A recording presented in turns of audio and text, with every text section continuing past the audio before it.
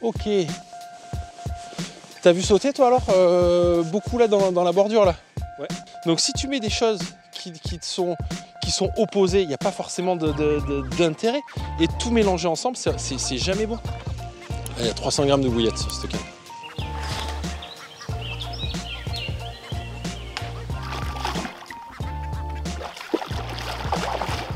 L'avantage qui est bien ici, c'est que vu qu'il y a beaucoup de poissons, si on commence à pas faire de touche pendant 24 heures, c'est qu'on n'est pas dedans, quoi. C'est qu'il y a un truc qui va pas. Il n'y a pas besoin d'attraper des poissons de 35 pour s'amuser à chaque fois, quoi. Moi je trouve qu'on s'amuse bien en ce moment. Non mais c'est vrai. Ouais, c'est des petites micro-ondes, ça bouge un petit peu la journée. Ça fait des touches, c'est rigolo, faut se creuser la tête pour essayer d'optimiser, faire un peu plus de touches. C'est bien.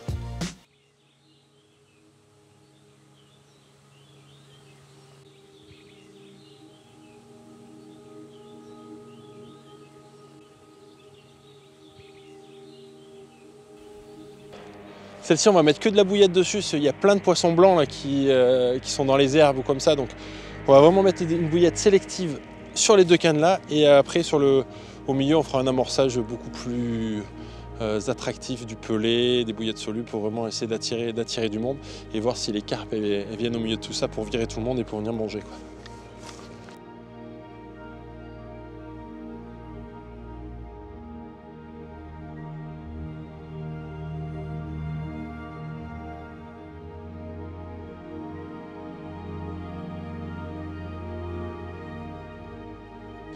11 x 4, 44 mètres. Ouais, mais là du coup on avait dit 40, mais sinon on fait tout à 11. Comme ça, ça me fera une canne seule. Ah oui, c'est bien ça. On va s'économiser. On va clipper une seule canne à spod. Allez, 11.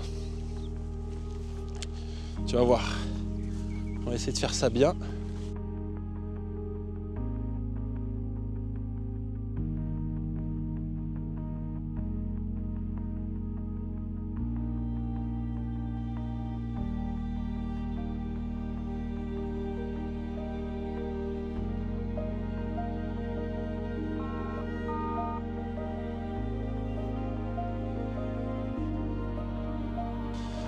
En fait, selon ce que tu mets dans l'eau, chaque appât va avoir un effet différent. Donc si tu mets des choses qui sont opposées, il n'y a pas forcément d'intérêt. Et tout mélanger ensemble, c'est jamais bon. Donc là, on mélange du pelé avec des bouillettes solubles, c'est la même chose. C'est des choses qui fondent, qui vont un peu attirer tous les poissons. Mais mélanger des graines, des tigers, des bouillettes solubles, des pelés, en fait, ça fait c'est le buffet à volonté, quoi. Et ça, c'est jamais bon.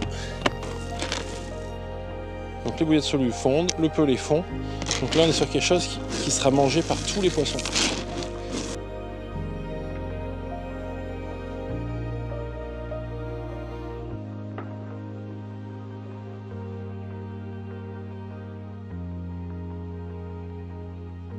Donc là, un montage 100% rigide. Pour pêcher à la bouillette, toujours le même truc, il y a beaucoup de nuisibles. Donc pour éviter que ça s'en mêle, qu'ils aient tendance à tout entortiller, surtout là, tant qu'il n'y a pas, les poissons ne sont pas trop présents sur la zone et qu'on n'est pas censé faire des touches forcément très rapidement. Donc pour être sûr que ça pêche pendant 2-3 heures, un montage entièrement rigide en fluoro.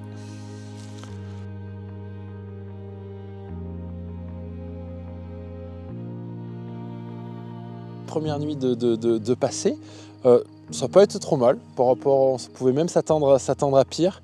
Alors le début de nuit était très calme, il ne s'est rien passé le début de nuit, on entendait peu d'activité.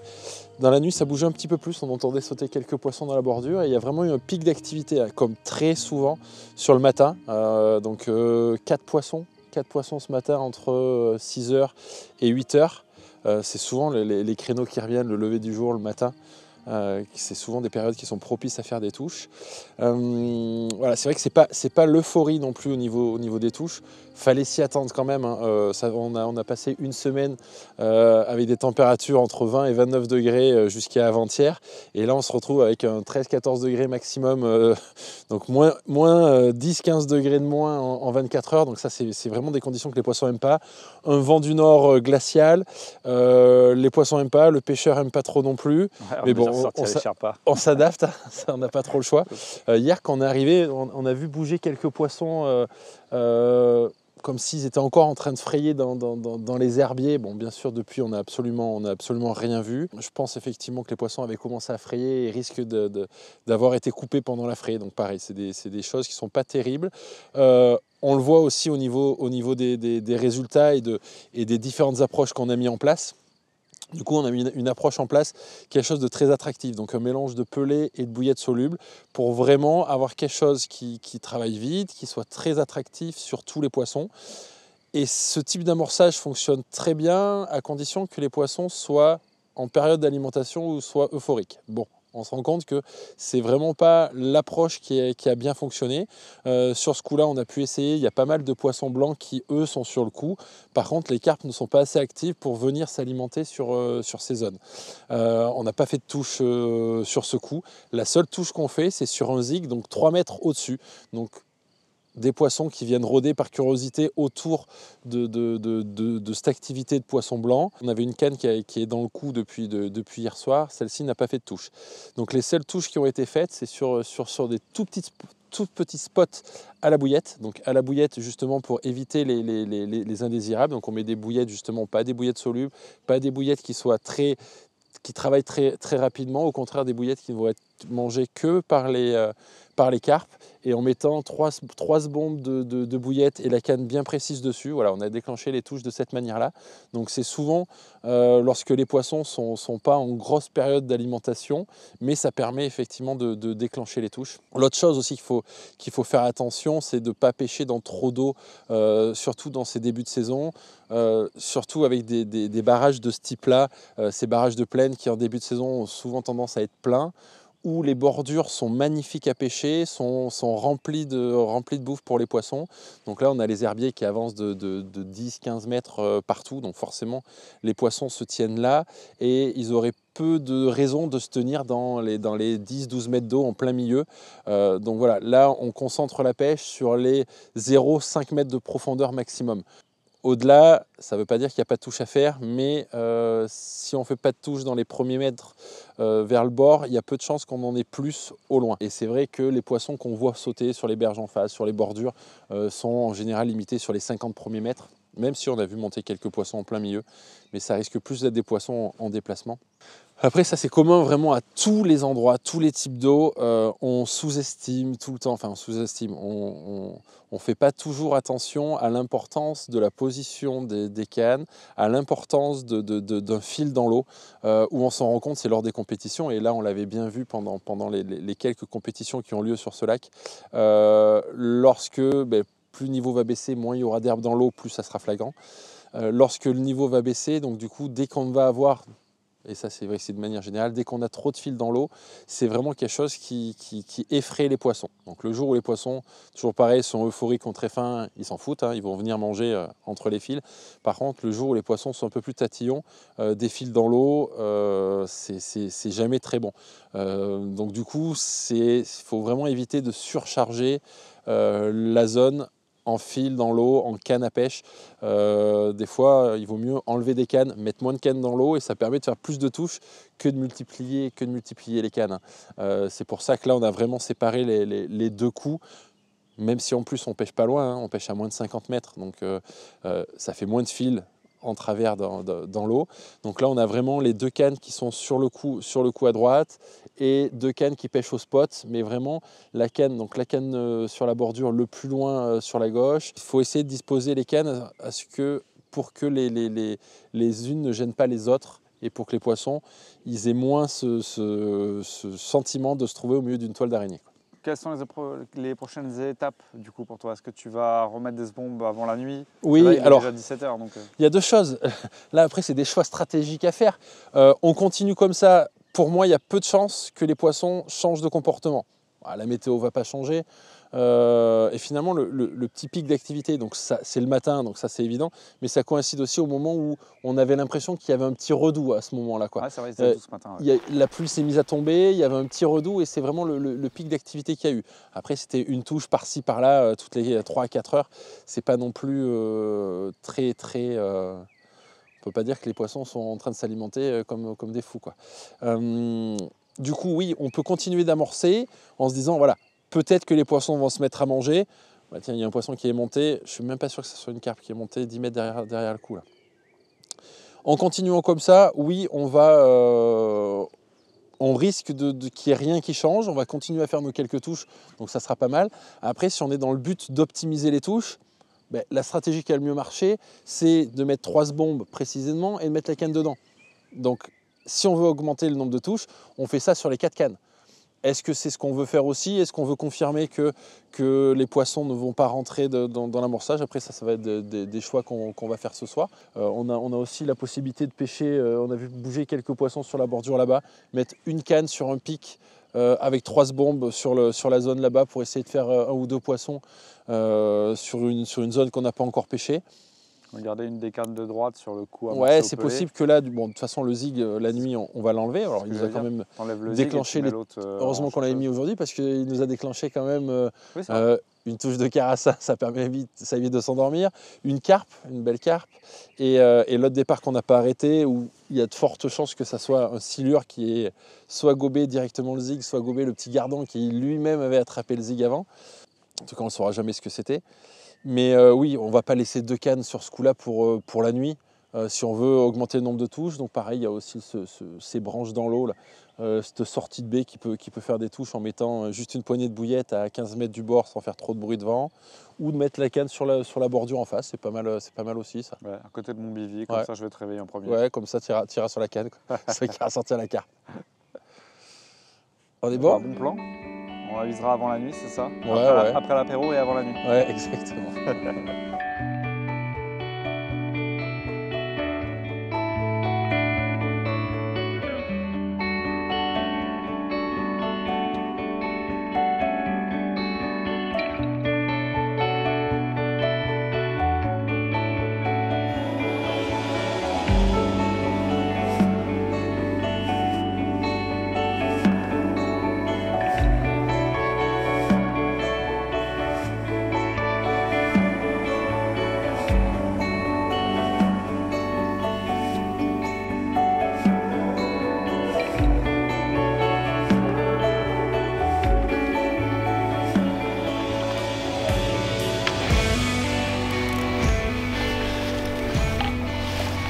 Regarde ça. Et autant d'air que de poisson.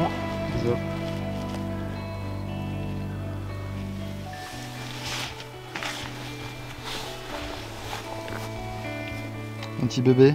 Ils grossissent pas beaucoup, ils sont en forme.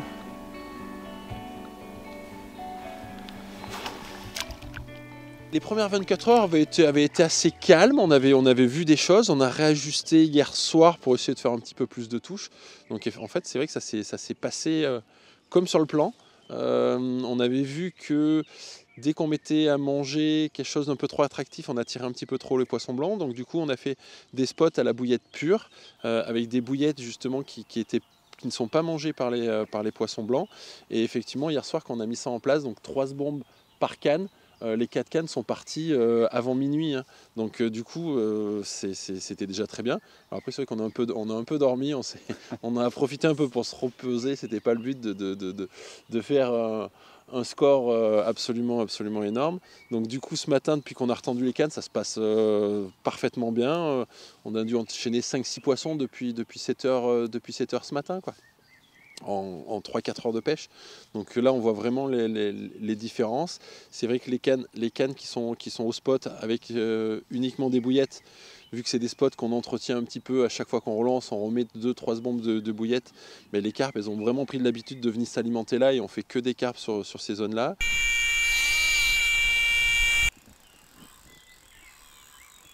C'est la carpe café ça, non? C'est la carpe café je pense, ouais.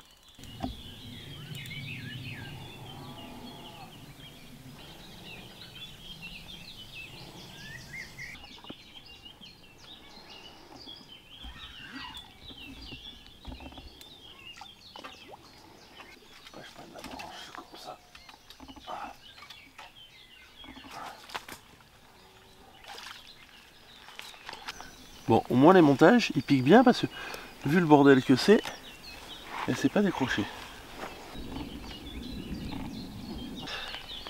Cette souplesse de au réveil. C'est ça.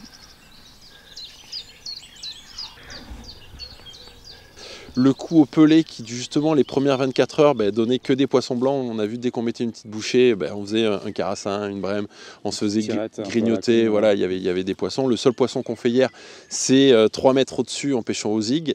Et depuis qu'on n'a plus rien remis, donc sur le coup qui est quand même bien délavé, bien nettoyé, voilà, ce matin on commence à faire des poissons dessus, on vient d'enchaîner 2 poissons dessus, sans rien avoir remis, juste en mettant une bouillette à léchage sur ce coup. Donc effectivement on se rend compte que les poissons ne sont pas suffisamment actifs pour venir en concurrence avec les poissons blancs sur les zones d'amorçage. Par contre, il y a des poissons, et en mettant des petits spots où il n'y a que les carpes qui vont s'alimenter sur les bouillettes, et hop, on fait poisson par poisson, et la fréquence des touches augmente maintenant que les zones sont un petit peu amorcées, quoi. Ouais, et puis on en parlait tout à l'heure, du coup, effectivement la moyenne est plutôt pas très grosse, mais c'est pas l'intérêt de venir ici. C'est pas l'intérêt, on le sait en venant ici. Alors il y a quelques poissons bonus, il y a quelques jolis poissons, mais c'est pas un lac sur lequel on sait qu'on aura des poissons trophées, mais peu importe. Là ce qui est intéressant, c'est de faire des touches, on est dans un cadre sauvage, avec des poissons sauvages. La pêche, ça reste la pêche de la carpe. On attrape des petits poissons, certes, mais ça permet aussi de vite comprendre, le fait qu'on ait beaucoup de touches, ça permet de vite comprendre que certaines approches fonctionnent et d'autres fonctionnent moins bien. Quand une approche ne fait que 2 touches, alors qu'une autre approche à côté en fait 6, forcément on se dit qu'il y en a une qui fonctionne mieux que l'autre. Et c'est vrai qu'on voit vite, on voit beaucoup plus vite les effets des petits ajustements qu'on fait, quoi. L'intérêt de faire des ajustements, parce que c'est vrai, comme on en parlait ce matin, si tu fais une touche en 48 heures, c'est un beau poisson, mais tu ne sais pas si tu en as loupé ou pas. Ouais, c'est beaucoup plus dur. Quand on fait qu'une touche par semaine, c'est compliqué de dire si c'est l'approche, si c'est juste le hasard qui fait que ça a mordu sur cette approche-là. Et du coup, c'est beaucoup plus long pour converger vers la bonne approche, quoi.